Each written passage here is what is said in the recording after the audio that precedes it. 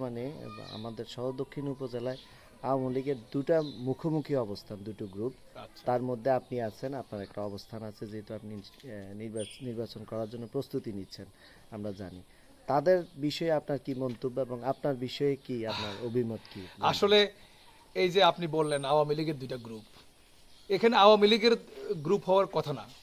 তারা যদি আমাদের আওয়ামী লীগের সভানেত্রী, আমাদের মাননীয় প্রধানমন্ত্রী জননেত্রী শেখ হাসিনার নির্দেশনা অথবা তার ডিজায়ারটা যদি আপনারা একটু চিন্তা করেন, উনি কি বলছেন, উনি কি চান, দল কি বলছে? দল বলছে যে মানুষকে কেন্দ্রমুখী করতে হবে, ভোটমুখী করতে হবে। সেই জন্য দলীয় প্রতীক উঠাই নিয়ে গেছে এবং সিদ্ধান্ত দিয়েছে যে দলের কোনো প্রকার কোনো স্তরের কোনো কমিটি থেকে দলীয় কোনো মনোনয়ন দেওয়া হবে না। তাহলে যেখানে দলীয় মনোনয়ন থাকবে না, দলীয় প্রতীক ব্যবহার করতে নিষেধ করছে, তাদেরকে আওয়ামী লীগের 2টা 3টা 4টা গ্রুপিং করতে কে বলছে?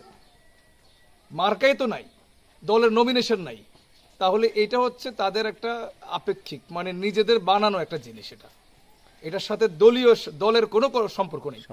খামোকাও মানে দলকে তাদের এগুলা করার কোনো আগামী দিনের এই সদর দক্ষিণ নিয়ে আপনার কি স্বপ্ন?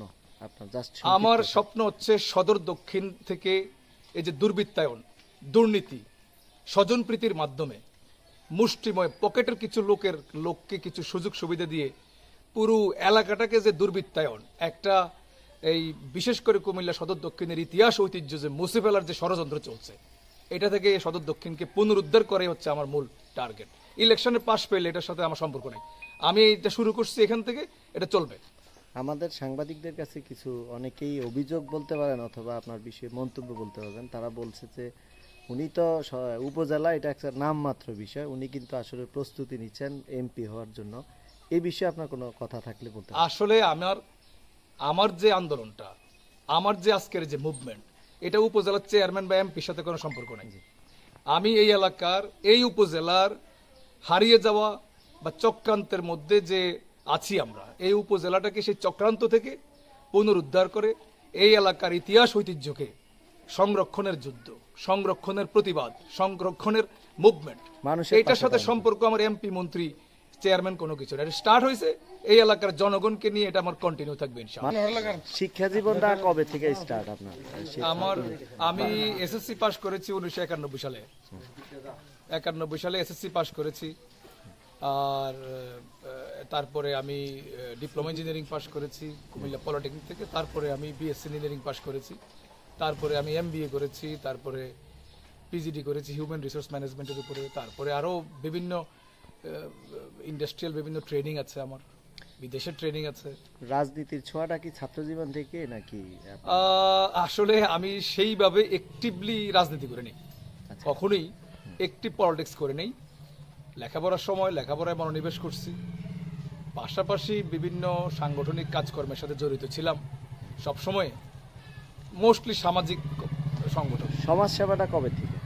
সমাজ সেবা যদি বলেন, যে আমি আসলে ছোটকাল থেকেই মানে কোন রকমের সাংগঠনিক কোনো কিছু, গ্রামের আশেপাশের খেলাধুলা, এগুলোর সাথে আমি সবসময় জড়িত থাকতাম, সব সময়। তারপরে থেকে কোনো একটা প্রতিষ্ঠান বা সংগঠনের যদি নাম বলেন? আসলে ওইভাবে না, মানে এগুলা অনেকটা আনঅর্গানাইজ বলতে পারেন।